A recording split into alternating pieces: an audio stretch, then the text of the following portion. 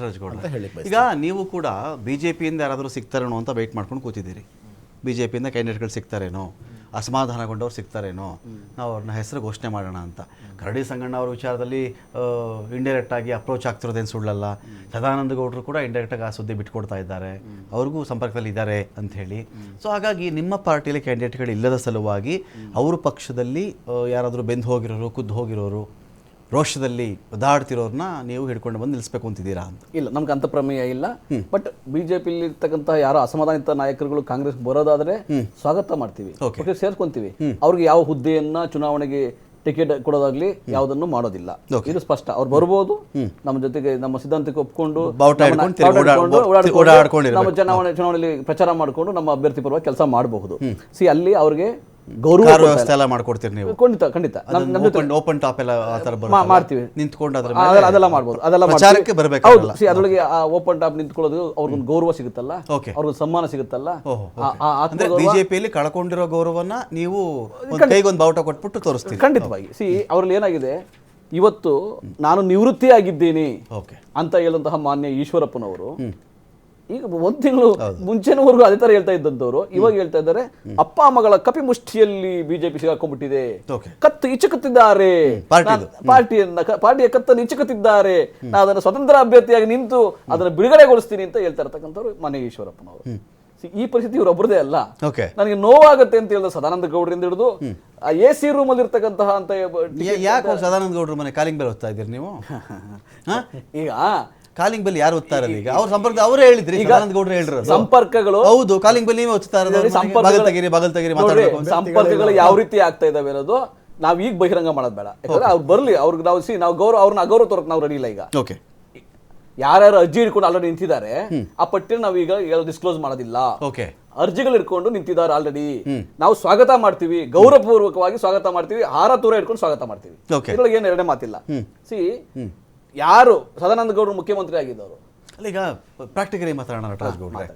ಯಾರಾದರೂ ನಿಮಗೆ ಟಿಕೆಟ್ ಕೊಡಲ್ಲ, ಬಂದ್ಬಿಡಿ ಒಂದು ಕಾರ್ ವ್ಯವಸ್ಥೆ ಮಾಡ್ತೀನಿ, 2 ಊಟದ ವ್ಯವಸ್ಥೆ ಆಗುತ್ತೆ, ತಿಂಡಿ, ಬೇಸಿಗೆ ಕಾಲ, ಮಜ್ಜಿಗೆ ಪಾನಕ ಎಲ್ಲ ಸಿಗುತ್ತೆ ನಿಮಗೆ, ಬಂದು ನಮ್ಮ ಪಾರ್ಟಿ ಪರ ಪ್ರಚಾರ ಮಾಡಿಕೊಂಡು 5 ವರ್ಷಕ್ಕೆ ಕಾಲ ಕಳೀರಿ, ಆಮೇಲೆ ನೋಡೋಣ ಅಂತ ಹೇಳಿದ್ರೆ, MP ಆಗಿದ್ದಂಥವ್ರು, MP ಆಸ್ಪಿರೆಂಟ್ ಆಗಬೇಕು ಅಂತ ಅಂದ್ಕೊಂಡಿರ್ತಕ್ಕಂಥವ್ರು ಬಂದ್ಬಿಟ್ಟು ಸುಖ ಸುಮ್ಮನೆ ನಿಮ್ಮ ಪಾರ್ಟಿಗೆ ಬಂದು ಸೇರ್ಕೊಂಡ್ಬಿಡ್ತಾರಾ? ಒಂದು ರಮಾಕಾಂತ್ ಅವರೇ, ಲಾಜಿಕಲ್ಲಿ ಮಾತಾಡೋಣ. ಸದಾನಂದ ಗೌಡರು ಬಂದ್ಬಿಟ್ರೆ, ಈಶ್ವರಪ್ಪನವ್ರು ಬಂದ್ಬಿಟ್ರೆ, ಕರಡಿ ಸಂಗಣ್ಣ ಬಂದ್ಬಿಟ್ರೆ, ಸುಮ್ಮನೆ ಬಂದು ನೀವು ವ್ಯವಸ್ಥೆ ಮಾಡೋ ವಾಹನದಲ್ಲಿ ಕಾರ್ಯಕರ್ತರೊಂದಿಗೆ ಓಡಾಡ್ತಾ ಇರ್ತಾರೆ. 2 ದಿನ ಊಟ, ಮಜ್ಜಿಗೆ, ಕಾರು, ಬಾವುಟ, ಕೈಗೊಂದು ಬಾವುಟ, ಇವೆಲ್ಲ ಏನ್ ಗೊತ್ತಾ ಅವ್ರಿಗೆ ಕೊಡ್ಬೇಕಾದ ಗೌರವ. ಇದಂದ್ರೆ ನೀವು ಈ ಪದಗಳು ಹೇಳ್ತಿದ್ದೀರಾ, ಈ ಪದ ಅಲ್ಲ ಆಕ್ಚುಲಿ. ಬಿಜೆಪಿಯನ್ನ ಕಟ್ಟಿದಂತವರು, ಬಿಜೆಪಿಯನ್ನ ಬೆಳೆದಂತವರು, ಅವ್ರಿಗೆ ಸಿಕ್ಕಿರ್ತಕ್ಕಂತಹ ಅಗೌರವ, ಬಿಜೆಪಿನಲ್ಲಿ ಅವ್ರಿಗೆ ಮಾಡಿರ್ತಕ್ಕಂಥ ನೋವು, ಮೋಸ, ಇದಕ್ಕೆ ಅವರು ಆಕ್ರೋಶ ವ್ಯಕ್ತಪಡಿಸ್ತಾ ಇದ್ದಾರೆ. ನಾವು ಪಕ್ಷವಾಗಿ ರಾಜಕೀಯ ಮೋಸ ಮಾಡಲ್ಲ ಅಂತ ನಾವು ಹೇಳ್ತೀವಿ. ರಾಜಕೀಯ ಪಕ್ಷವಾಗಿ ಯಾರೇ ಕಾರ್ಯಕರ್ತರು ಬರ್ಲಿ ನಾವು ಸೇರ್ಸ್ಕೊಂತೀವಿ, ನಂಬರ್ 1. ನಂಬರ್ 2, ಅವ್ರನ್ನ ನಾವು ನೀವು ಹುದ್ದೆ ಕೊಡ್ತೀವಿ, ನಿಮ್ಗೆ ಮಂತ್ರಿಗಿರಿ ಕೊಡ್ತೀವಿ, ನಿಮ್ಗೆ ಅಭ್ಯರ್ಥಿ ಮಾಡ್ತೀವಿ ಅಂತ ನಾವ್ ಹೇಳ್ತಾ ಇಲ್ಲ, ಮಾಡೋದಿಲ್ಲ ಅಭ್ಯರ್ಥಿ. ಇದು ಸ್ಪಷ್ಟ ಇಟ್ಕೊಳ್ಳಿ. ಯಾರೇ ಬಂದ್ರು ಈ ಸಮಯದಲ್ಲಿ ಅವ್ರನ್ನ ಯಾರನ್ನು ನಿಮ್ದು ಅಭ್ಯರ್ಥಿಗಳ ಲಿಸ್ಟ್ ಯಾವಾಗ ಬರೋದು? ಇನ್ನೊಂದು ನಾಳೆ ಮೀಟಿಂಗ್ ಇದೆ, ಮೀಟಿಂಗ್ ಇದೆ, ಇಲ್ಲ ಕಾಯ್ತಾ ಇದ್ದೀರಿ? ಮೀಟಿಂಗ್ ಇದೆ ಕೇಂದ್ರದಲ್ಲಿ. ಎಷ್ಟು ದಿನ ಬೇಕು ಗೌಡ್ರೆ? ಡೇಟ್ ಅನೌನ್ಸ್ ಆಗಿ ಇದು ಮುಂಚೆ ಕಂಪಲ್ಷನ್ ಅಂತ ನಾನು ಹೇಳ್ತಿಲ್ಲ, ಅನೌನ್ಸ್ ಮಾಡ್ಬಿಟ್ರು ರೆಡಿ ಫಸ್ಟ್ ಟೈಮ್ ನಾವು ಇದೇ ಮುಂಚೆ ಬಿಟ್ಟಿರೋದು ನಾವು. ಓಕೆ, ನಾಳೆಗೆ ಬಿಡ್ತೀವಿ ಎಲ್ಲ. ನಮ್ಗೆ ಅಭ್ಯರ್ಥಿಗಳಿಗೆ ಹೇಳಿದ್ದಾರೆ, ಆಲ್ರೆಡಿ ಹೇಳಿದ್ದಾರೆ ಮೌಖಿಕವಾಗಿ, ಎಲ್ಲ ಕೆಲಸ ಮಾಡ್ತಾ ಇದ್ದಾರೆ. ಅಧಿಕೃತವಾಗಿ ಪಟ್ಟಿ ಬಿಡಬೇಕಾದ್ರೆ ಬರ್ತದೆ. ಬಿಜೆಪಿನಲ್ಲಿ ಇವತ್ತು ಇರ್ತಕ್ಕಂಥ ದುಸ್ಥಿತಿ ಹೆಂಗ್ ಗೊತ್ತಾ? ಈಗ 1 ದಶಕ 2 ದಶಕದ ಹಿಂದೆ ಬಿಜೆಪಿ ಇತ್ತಲ್ಲ, ಒಂದು ಮೌಲ್ಯ ಇತ್ತು. ಅದ್ರೊಳಗೆ ಹೆಂಗೆ ಮೌಲ್ಯ ಇತ್ತು ಅಂದ್ರೆ, ಒಂದು ಎಥಿಕ್ಸ್ ಇತ್ತು, ಒಂದು ವ್ಯಾಲ್ಯೂಸ್ ಇತ್ತು. ಈಗಿನ ಬಿಜೆಪಿ ಅಂದ್ರೆ ಕರಪ್ಷನ್, ಮತ್ತೆ ಕಮ್ಯುನಲಿಸಮ್, ಮತ್ತೆ ದ್ವೇಷ, ಒಬ್ರಿಗೊಬ್ರು ಅವರೊಳಗೇನೆ ಎಲ್ಲ ಭಸ್ಮಾಸುತ್ತಾರೆ, ಒಬ್ರನ್ನೊಬ್ರು ಸುಟ್ಟಾಕೊಂತಾರೆ, ಅವರಿಗೆ ದ್ವೇಷ ಇಟ್ಕೊಂಡಿದ್ದಾರೆ. ಇವತ್ತು ಯಾಕೆ ಕಾಂತೇಶ್ ಅವ್ರಿಗೆ ಟಿಕೆಟ್ ಆಗಿಲ್ಲ ಅಂದ್ರೆ ನೀವು ಹೇಳಿ. ಕಾಂತೇಶ್ ಅವ್ರಿಗೆ ನಾನು ನಿವೃತ್ತಿ ಆಗಿದ್ದೀನಿ, ನನ್ನ ಮಗನಿಗೊಂದು ಅವಕಾಶ ಸಿಗ್ಲಿ ಅಂತ ಕಾಯ್ತಾ ಇದ್ದವ್ರಿಗೆ, ಯಾರಿಗೆ ಮಂಡಿ ನೋವಿದೆ, ಚುನಾವಣೆ ಓಡಾಡಕ್ಕಾಗಲ್ಲ, ಯಾರನ್ನ ತಾತ್ಸಾರ ಮಾಡಿದ್ರು ವಿಧಾನಸಭಾ ಚುನಾವಣೆಯಲ್ಲಿ ಅವ್ರಿಗೆ ಇವತ್ತು MP ಟಿಕೆಟ್ ಕೊಟ್ಟಿದ್ದೀರಿ.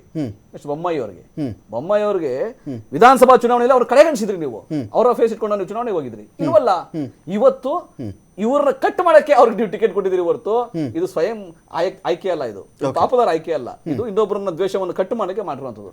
ಇದು ಬಿಜೆಪಿನಲ್ಲಿ ಆಂತರಿಕವಾಗಿ ಒಂದು ಸಂಘರ್ಷ ನಡೀತಾ ಇದೆ. ನಾಗಪುರದ ಬಿಜೆಪಿಗೂ ಕರ್ನಾಟಕದ ಬಿಜೆಪಿಗೂ ಸಂಘರ್ಷ. ಯಡಿಯೂರಪ್ಪನವ್ರು ನಾನ್ ಕಟ್ಟಿದ್ದು, ನಾನೇ ಇದನ್ನ ಮಾಡೋದು. 2023 ಚುನಾವಣೆ ಗೊತ್ತಿತ್ತಲ್ಲ, ನನ್ನನ್ನು ತಾತ್ಸಾರ ಮಾಡಿದ್ಕೆ, ಯಡಿಯೂರಪ್ಪನವರು ತಾತ್ಸಾರ ಮಾಡಿದ್ಕೆ ಬಿಜೆಪಿಗೆ ಈಗ ಅಧೋಗತಿ ಬಂದಿದೆ. ಈಗಲೂ ಕೂಡ ನಾನೇ ಪ್ರಮುಖ ಅಂತ ಹೇಳಿದ್ಕೆ ಎಲ್ಲಾ ಬಿಜೆಪಿ ಹೈಕಮಾಂಡ್ ನಾಗಪುರ ಶರಣರಾಗಿದ್ದಾರೆ. ಇವತ್ತು ಆ ಸಂಘರ್ಷ ನಡೀತಾ ಇದೆ. ಬಿಜೆಪಿ ಒಬ್ಬರನ್ನೊಬ್ರು ಅವರೇ ಸಂಹಾರ ಮಾಡ್ಕೊಂತಾರೆ, ನಾಯಕತ್ವ ಸಂಹಾರ ಮಾಡ್ಕೊಂತಾರೆ, ಅವರ ಅಭಿವೃದ್ಧಿಯನ್ನ ಅವರ ಏಳಿಗೆಯನ್ನು ಸಂಹಾರ ಮಾಡ್ಕೊಂತಾರೆ.